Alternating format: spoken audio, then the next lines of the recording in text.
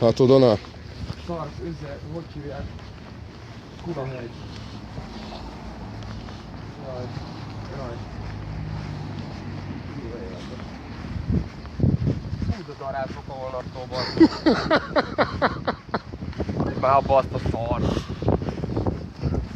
Pistikém, emlékeket gyűjtök rólad, hogy legyen mit néznem, ha már nem láthatlak. Igen. Tesóm. Tesóm. Vigyázz! Kösz. Gyere, tesóm. Még itt a végén meg el is ütnek, papa. Nem baj, fölveszed. Ne szomorkodj, tesóm. Készülnek rólad a jobbnál jobb felvételek. Híres leszel.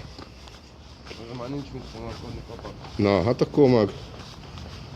Itt már csak magamat sajnálhatom. Ha. Jó volt ez a hely. Hát a kutyuknak. Nem tudom. Jaj, lesz, gyere, hát ne menjen ki, mert jön autó. Jön autó. Jaj. Hozzak azért estére, meg reggel azért lehűl a levegő elég komolyan. Hát ezt te most érezted a napokban. Majd küldök neked egy selfie-t. Király. Majd küldök neked egy telót is, ami megnéz.